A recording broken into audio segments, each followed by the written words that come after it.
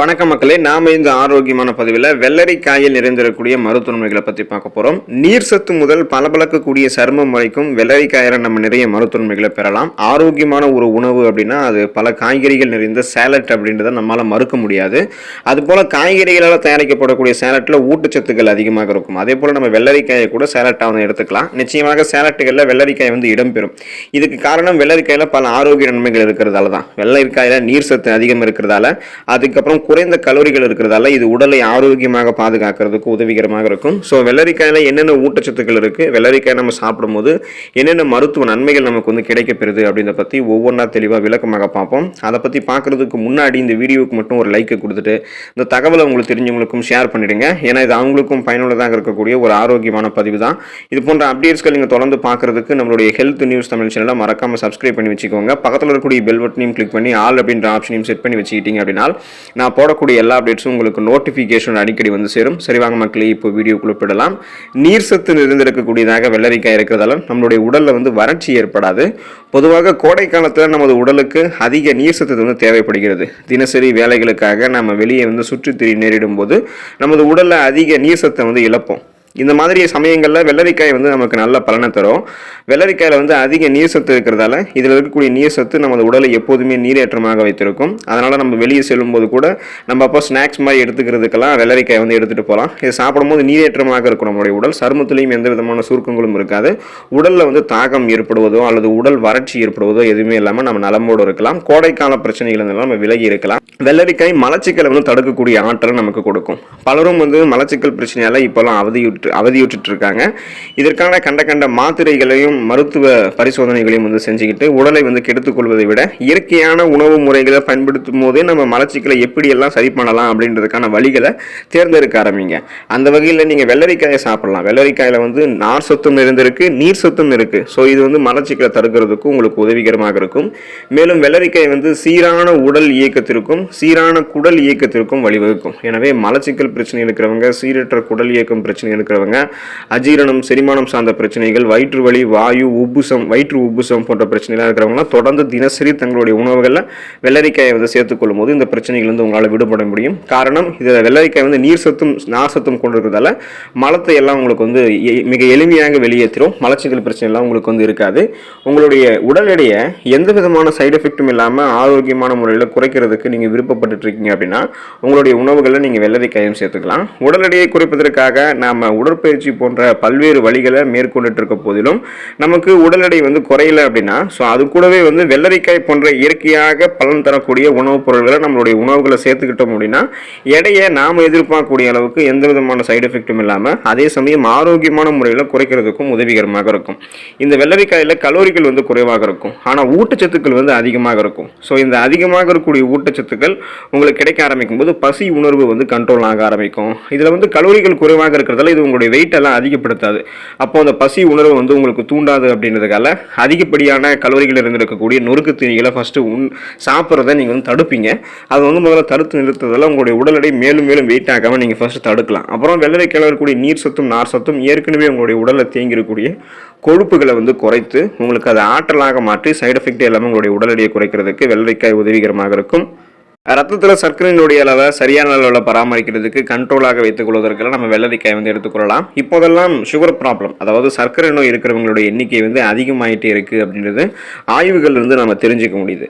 இப்போது வெள்ளரிக்காய் வந்து நம்ம எடுத்துக்கிட்டோம் அப்படின்னா சுகர் பேஷண்ட்ஸ் எல்லாம் வெள்ளரிக்காய் சாப்பிடும் போதும் அல்லது சுகர் ப்ராப்ளம் வரக்கூடாதுன்னு முன்னாடியே நினைக்கிறவங்களாம் வெள்ளரிக்காய் சாப்பிடும்போது நம்ம ரத்தத்தில் இருக்கக்கூடிய சர்க்கரையினுடைய அளவை வெள்ளரிக்காய் வந்து சீராக நமக்கு பராமரிக்கிறதுக்கு உதவிகரமாக இருக்கும். இதனால் இது அடிப்படையிலிருந்தே நீரிழிவு மற்றும் அந்த நீரிழிவு தொடர்பான டயபெட்டிஸ் தொடர்பான பல பிரச்சனைகள் வராமல் நமக்கு முன்னாடியே தடுக்கும். எனவே நீரிழிவு நோயிலிருந்து தம்மை பாதுகாத்துக் கொள்ள வேண்டும் என்று நினைக்கிறவங்களும் சுகர் பேஷண்ட்டும் அன்றாட தங்களுடைய உணவுகளில் வெள்ளரிக்காய் சேர்த்துக் கொள்ளும் போது ரத்தத்தில் சுகருடைய அளவு கண்ட்ரோலாக இருக்கும்.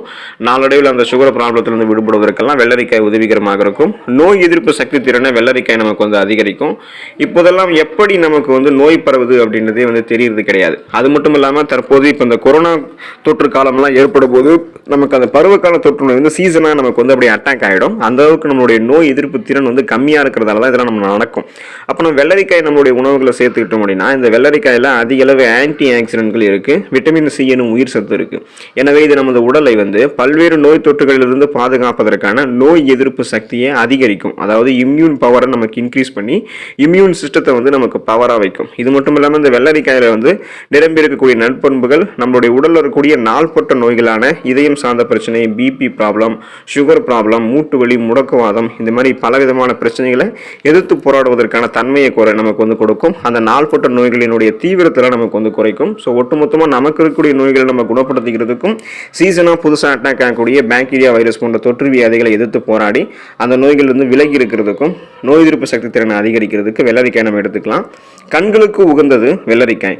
இப்போதெல்லாம் நம்ம அதிகமாக மொபைல் ஃபோன்களையும் லேப்டாப்ஸ்களையும் வந்து பயன்படுத்திட்டு இருக்கோம். டிஜிட்டல் கேஜெட்டுகளை அதிகமாக யூஸ் பண்ணுறோம். இதனால நமது கண்கள் வந்து முன்ன இருக்கிறத விட அதிக பாதிப்புக்கு உள்ளாகுது அப்படின்றது தான் உண்மை. இந்த வெள்ளரிக்காயை நம்ம சாப்பிட்டோம் அப்படின்னா வெள்ளரிக்காயில் நிரம்பிருக்கக்கூடிய விட்டமின் ஏ நமது கண் பார்வையை மேம்படுத்துவதற்கு உதவிகரமாக இருக்கும். எனவே நம்ம வந்து ஒரு ஒர்க்குக்காக வெளியில் போகிறோம் அப்படின்னா இந்த மாதிரி லேப்டாப்ஸ், ஃபோன்ஸ் எல்லாம் நம்ம யூஸ் பண்ணுறோம் அப்படின்னா கண் பார்வை போன்ற பிரச்சனைகளை முன்னாடியே வராமல் தவிர்ப்பதற்கு வெள்ளரிக்காயை அடிக்கடி நம்மளுடைய உணவுகளை சேர்த்துக்கொள்ளலாம். அப்போ கண்கள் தொடர்பான பிரச்சனைகள் குணப்படுத்தப்பட்டு மீண்டும் வராமல் தடுக்கப்படுவதற்கு வெள்ளரிக்காய் உதவிகரமாக இருக்கும். பளபளக்கக்கூடிய சருமத்தை பெறுவதற்கு வெள்ளரிக்காய் வந்து எடுத்துக்கொள்ளலாம். இப்போ அழகு சார்ந்த விஷயத்தில் பல பேர் வந்து கவனம் செலுத்துறாங்க. அழகு என்னதான் முக்கியம் இல்லை அப்படின்னாலும் ஒரு பக்கம் அதை சார்ந்தும் பல பேர் வந்து இருக்கதான் செய்கிறாங்க. அதில் எந்த விதமான தவறும் கிடையாது. பெரும்பாலும் அழகு சாதன பொருட்கள்லாம் நீங்கள் பார்த்தீங்கன்னா நிறைய உணவுப் பொருட்களை வந்து இயற்கை உணவுப் பொருட்களை சேர்த்துருப்பாங்க. அதில் வெள்ளரிக்காயும் வந்து சேர்த்துக்கொள்ளப்படுது. ஏன்னா வெள்ளரிக்காயில் இருக்கக்கூடிய மூலக்கூறுகள், அதில் மூலக்கூறுகளை பிரித்து அதை வந்து அந்த நம்ம யூஸ் பண்ணக்கூடிய க்ரீம்ஸோ அழகு சாதன பொருட்களோ பயன்படுத்துகிறாங்க. ஏன்னா வெள்ளரிக்காய் வந்து நமக்கு இயற்கையாகவே நம்மளுடைய சருமத்தை வந்து புத்துணர்ச்சியாக வைக்கும், சுருக்கங்கள் எதுவும் இல்லாமல் வைக்கும். வெள்ளரிக்காயில் நிரம்பியிருக்கக்கூடிய சத்துக்கள் நம்ம சருமத்தை வந்து மென்மையாக வைக்கும். சாஃப்ட் அண்ட் ஷைனிங் ஃபேஸ் நம்ம பெறுவதற்கு வெள்ளரிக்காய் உதவிகரமாக இருக்கும். மின்னக்கூடிய பளபளப்பான மிருதுவான சருமம் வந்து நமக்கு கிடைக்கும். இயற்கையாகவே நம்மளுடைய அழகை கூட்டிக் கொள்ள நீங்கள் விரும்புனீங்க அப்படின்னா வெள்ளரிக்காயை தொடர்ந்து உங்களுடைய உணவுகளை சேர்த்துக்கொள்ளலாம்.